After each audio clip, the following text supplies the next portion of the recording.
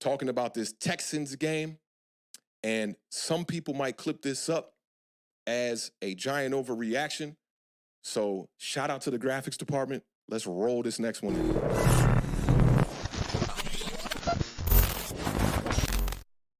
All right, let's talk about the New York Giants' six-year quarterback, Daniel Jones, and his performance this past Saturday.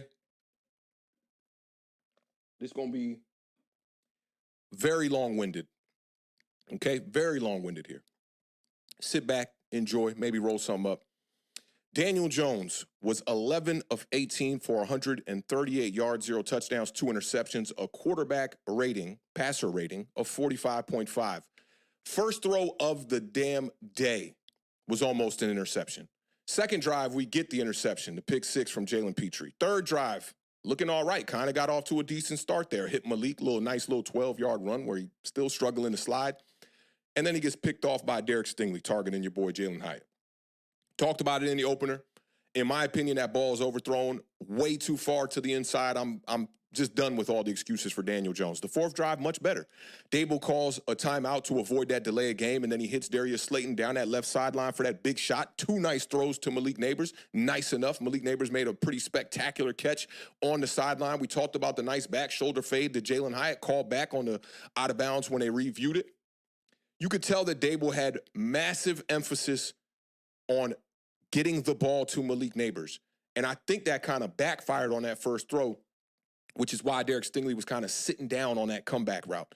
So when we enter this season, although preseason is normally a bit of vanilla offense, I would have big expectations that Brian Dable is going to get that ball to Malik Neighbors. You even saw him get a jet sweep in this game. But the one thing that I noticed in this game is we saw a little bit more single high safety. We saw a little bit more one-on-one coverage on the outside with Malik Neighbors. And I don't think we're going to see that in the regular season as much, especially because now the whole entire league is on notice. Malik Neighbors is a guy, right? So I'd expect to see a lot more bracketed coverage, safeties over the top. And Daniel Jones himself is going to have to be much more accurate because these type of passes that we're seeing from an inconsistent level of accuracy are going to get Malik Neighbors in trouble.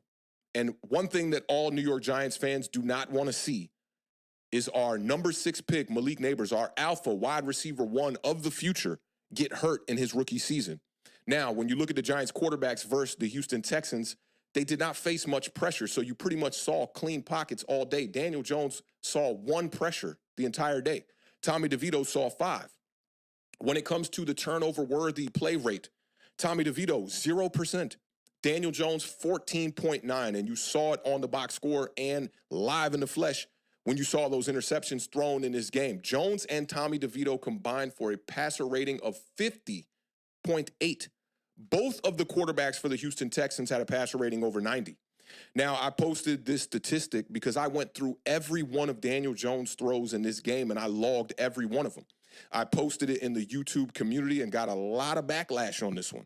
74 of Daniel Jones' 138 yards were targeting a third-string cornerback who played linebacker last year for the Cleveland Browns, who is now cornerback Mike Ford. He was an undrafted free agent in 2018. That's 74 yards. 25 of his 138 yards were targeting third-string cornerback Chris Boyd, who was burnt toast and coffee time that entire game. He was a 7th-round draft pick from 2019. Now, Jones was 2 of 6 for 14 yards, 0 touchdowns, 2 interceptions when targeting the starting defensive backs on the Texans.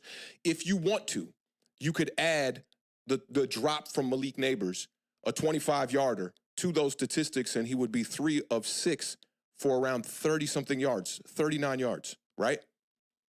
Everything else in this game was a check down, a couple of misses on the check down. So we're talking 99 of his 138 yards were against 2 cornerbacks who have combined for 4 games started in the last 3 seasons in the NFL. Why this got pushed back, I don't understand. And a lot of people giving me the same old, give him a chance, he's coming off the ACL type of talk. You know, you're overreacting, right, is what I was hearing. But at the end of the day, like I said, I didn't even post an opinion with the stats. I just posted the stats of who he was targeting and what defensive backs were on the field.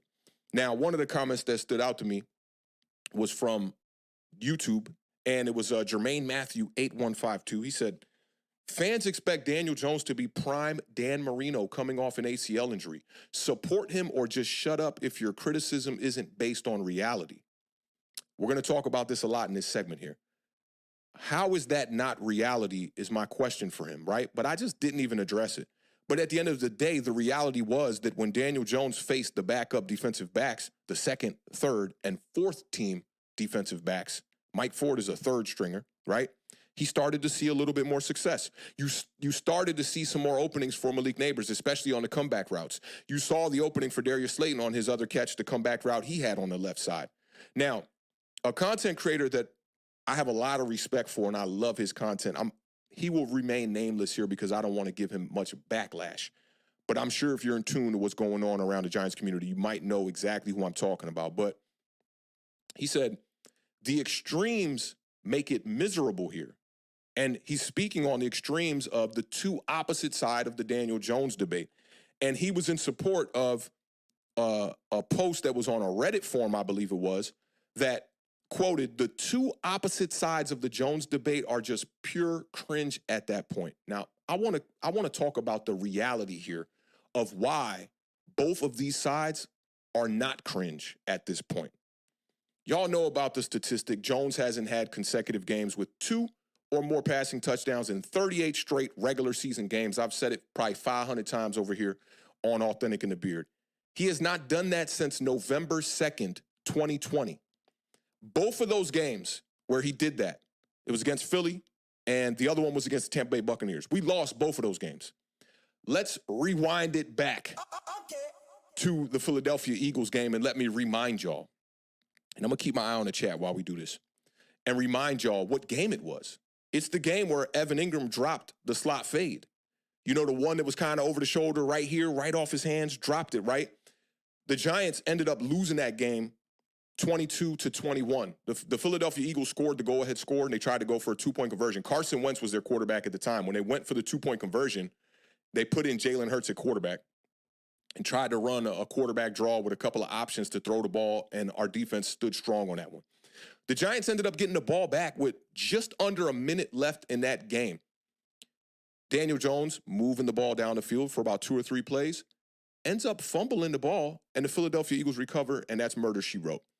Yeah, Evan Ingram dropped that ball, but also our defense was, a part to blame in that game. The New York Giants had a 10-point lead in that game entering the fourth quarter and somehow did not find a way to win that game.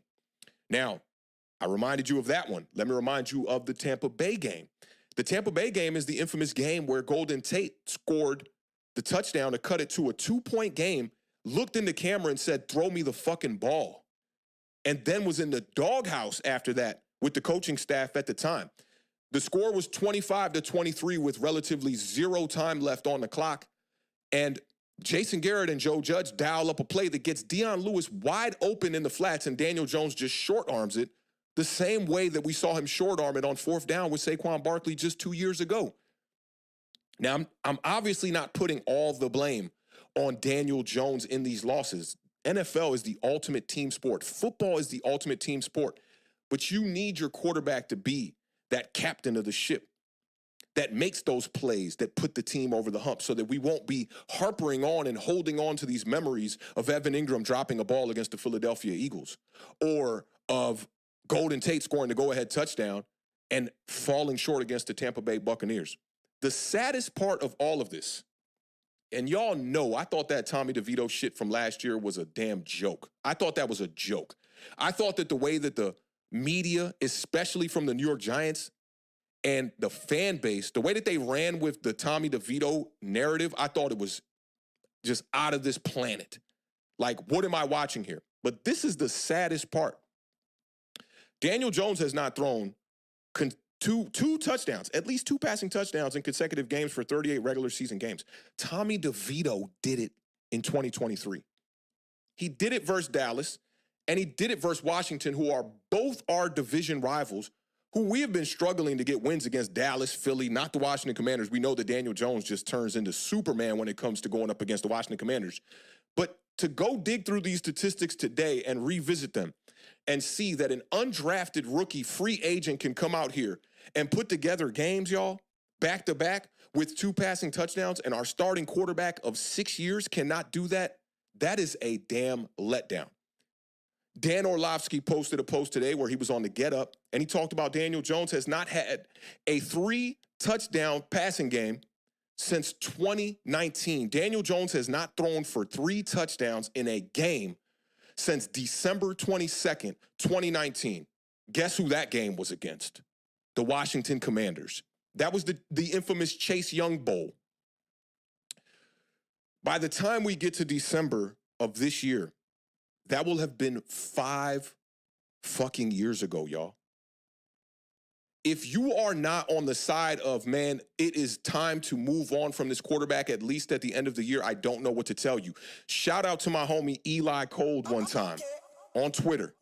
He said, the last time that Daniel Jones threw for 3 touchdowns, we did not even know that COVID existed. And you talking to somebody who just came off COVID, that shit is still lingering around. So when it comes to the people speaking on the sides of the debate, it is egregious to lump in the people that are fed up with the quarterback position with the people that are still putting this quarterback on a pedestal after all of this time, y'all. And I'm not sitting up here saying that it's impossible that Daniel Jones can't go out here and have a good year, or that Daniel Jones is some incapable quarterback who can't even win the New York Giants games. That is not what I'm saying here. Daniel Jones, to me, has always been an average quarterback with the extra capability of being able to run the ball and use him for read option and use him for RPOs and different things that dual threat type of quarterbacks do in the NFL on the highest level of football. Now, I got to listen to content creators tell me throughout the years, and I don't talk about these content creators that much. I'm not a Cobb Pizzle type of guy, right? Shout out to Cobb Pizzle. I like what he's doing over there. Very positive guy. But these people have been saying that we haven't seen the best from Daniel Jones yet. These people have been saying that Jones is part of the solution, not the problem. You even had somebody saying that Daniel Jones is Peyton Manning with the running capabilities. I've even heard that Daniel Jones is one of the best players to put on a Giants uniform, and man, that is a disgrace, man. That means you have not seen enough Giants football, and I challenge you to get on YouTube and just go look up the history of the New York Giants and sit down for 3 hours and watch that so that you can educate yourself and see where this organization comes from. The likes of Harry Carson, Lawrence Taylor, Phil Simms, Carl Banks, and many, many more. Many more. I got to put Eli Manning up there, Victor Cruz up there, Hakeem Nicks up there, Rodney Hampton up there, right? There are so many. Joe Morris, Dave Meggett. These are legendary Giants players. To say that Daniel Jones is one of the best players to put on a Giants uniform is a joke, y'all, okay? That is bullshit. And I watched Carl Banks' podcast the other day, he did a fantastic job during the broadcast, I thought, of being very neutral and not being so pro, oh, it's okay, it's the preseason. But he named his podcast, Daniel Jones Didn't Fall Apart. And I encourage all y'all to go check that out on the Believe Network. Is that what is expected from a quarterback going into year 6, that he did not fall apart? Because for me as a fan, there's no way that I can allow that to be the standard for my quarterback of the team that I've been rooting for 35 years. And we have seen some great ones, from Eli Manning to Phil Simms, and we've seen some poor quarterback play for the New York Giants from guys like Mike Glennon and guys like Dave Brown and plenty others, right? So we can understand what the expectation is at the quarterback position. The expectation is not for a guy to come out there, I don't care if it's after tearing an ACL, in his 6th year, and it be, hey, you didn't fall apart. Fantastic. My homie Paulie, who is a Washington football team, Washington Redskins, Washington Commanders, OG here in the city, always says this saying, the streets need a body. And I'm rooting for Daniel Jones. And I don't care how he performs this year. Go out there, win games. But that body that the streets need right now is absolutely Daniel Jones.